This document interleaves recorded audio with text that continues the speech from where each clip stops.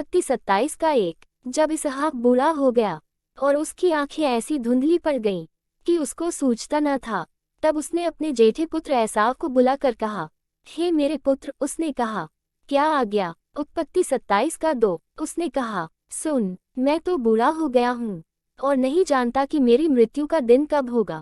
उत्पत्ति 27 का 3। सो अब तू अपना तरकश और धनुष आदि हथियार लेकर मैदान में जा और मेरे लिए हिरन का अयर कर लिया। उत्पत्ति 27 का 4। तब मेरी रुचि के अनुसार स्वादिष्ट भोजन बनाकर मेरे पास ले आना कि मैं उसे खाकर मरने से पहले तुझे जी भर के आशीर्वाद दूं। उत्पत्ति 27 का 5। तब एसाव अयर करने को मैदान में गया। जब इसहाक एसाव से यह बात कह रहा था, तब रिबका सुन रही थी। उत्पत्ति 27 का 7। कि तू मेरे लिए अयर करके उसका स्वादिष्ट भोजन बना कि मैं उसे खाकर तुझे यहोवा के आगे मरने से पहले आशीर्वाद दूं। उत्पत्ति 27 का 8। सो अब, हे मेरे पुत्र, मेरी सुन और यह आज्ञा मान। उत्पत्ति 27 का 9। कि बकरियों के पास जाकर बकरियों के 2 अच्छे अच्छे बच्चे ले आ और मैं तेरे पिता के लिए उसकी रुचि के अनुसार उनके मांस का स्वादिष्ट भोजन बनाऊंगी। उत्पत्ति 27 का 10। तब तू उसको अपने पिता के पास ले जाना कि वह उसे खाकर मरने से पहले तुझको आशीर्वाद दे। उत्पत्ति 27 का 11। याकूब ने अपनी माता रिबका से कहा, सुन, मेरा भाई एसाव तो रोआर पुरुष है और मैं रोमहीन पुरुष हूँ। उत्पत्ति 27 का 12। कदाचित मेरा पिता मुझे टटोलने लगा तो मैं उसकी दृष्टि में ठग ठहरूंगा और आशीष के बदले शाप ही कमाऊंगा। उत्पत्ति 27 का 13। उसकी माता ने उससे कहा, हे मेरे पुत्र, शाप तुझ पर नहीं मुझी पर पड़े, तू केवल मेरी सुन और जाकर वे बच्चे मेरे पास ले आ। उत्पत्ति 27 का 14। तब याकूब जाकर उनको अपनी माता के पास ले आया और माता ने उसके पिता की रुचि के अनुसार स्वादिष्ट भोजन बना दिया।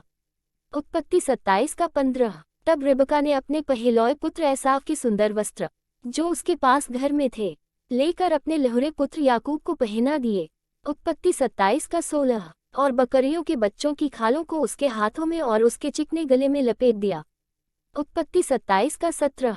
और वह स्वादिष्ट भोजन और अपनी बनाई हुई रोटी भी अपने पुत्र याकूब के हाथ में दे दी। उत्पत्ति 27 का 18। सो वह अपने पिता के पास गया और कहा, हे मेरे पिता। उसने कहा, क्या बात है, हे मेरे पुत्र, तू कौन है। उत्पत्ति 27 का 19। याकूब ने अपने पिता से कहा, मैं तेरा जेठा पुत्र एसाव हूँ, मैंने तेरी आज्ञा के अनुसार किया है, सो उठ और बैठकर मेरे अयर के मांस में से खा कि तू जी से मुझे आशीर्वाद दे। उत्पत्ति 27 का 20। इसहाक ने अपने पुत्र से कहा, हे मेरे पुत्र, क्या कारण है कि वह तुझे इतनी जल्दी मिल गया। उसने यह उत्तर दिया कि तेरे परमेश्वर यहोवा ने उसको मेरे सामने कर दिया। उत्पत्ति 27 का 21। फिर इसहाक ने याकूब से कहा, हे मेरे पुत्र, निकट आ, मैं तुझे टटोल कर जानूं कि तू सचमुच मेरा पुत्र एसाव है या नहीं। उत्पत्ति 27 का 22। तब याकूब अपने पिता इसहाक के निकट गया और उसने उसको टटोल कर कहा, बोल तो याकूब का सा है, पर हाथ एसाव ही के से जान पड़ते हैं। उत्पत्ति 27 का 23। और उसने उसको नहीं चीन्हा क्योंकि उसके हाथ उसके भाई के से रोआर थे, सो उसने उसको आशीर्वाद दिया। उत्पत्ति 27 का 24। और उसने पूछा, क्या तू सचमुच मेरा पुत्र एसाव है। उसने कहा, हाँ मैं हूँ।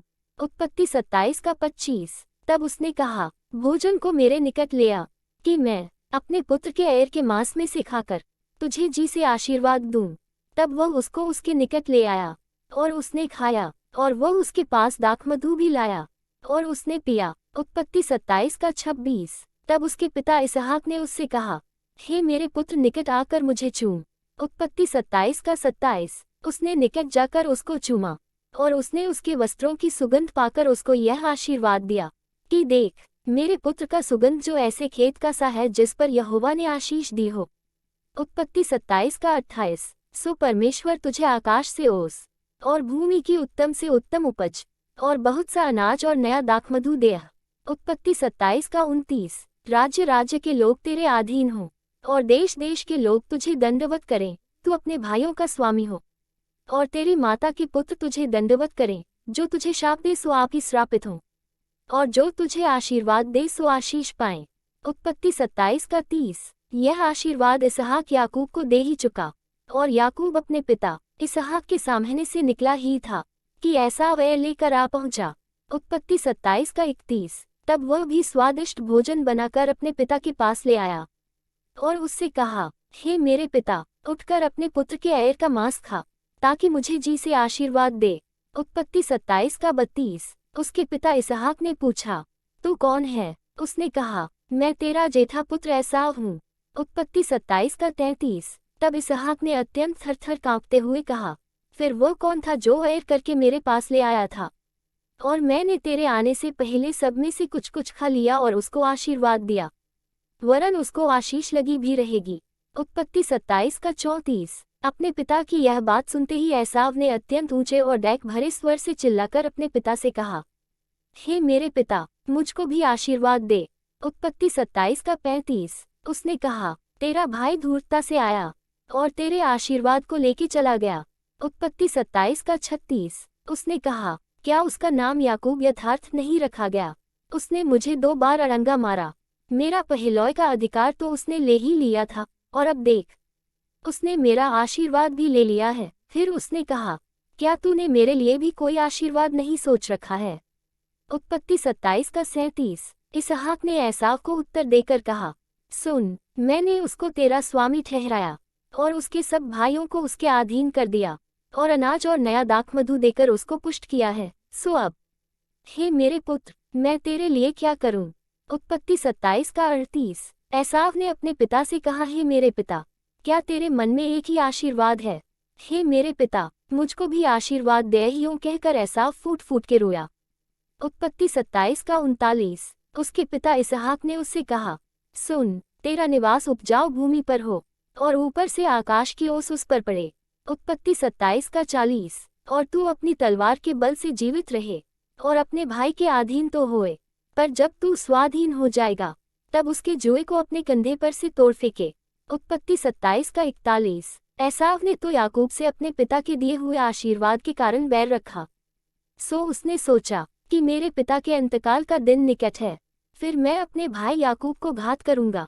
उत्पत्ति 27:42। जब रिबका को अपने पहलौए पुत्र एसाव की ये बातें बताई गईं, तब उसने अपने लहुरे पुत्र याकूब को बुलाकर कहा, सुन, तेरा भाई एसाव तुझे घात करने के लिए अपने मन को धीरज दे रहा है।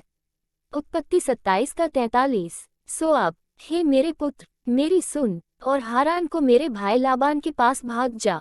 उत्पत्ति 27:44। और थोड़े दिन तक, अर्थात जब तक तेरे भाई का क्रोध न उतरे तब तक उसी के पास रहना।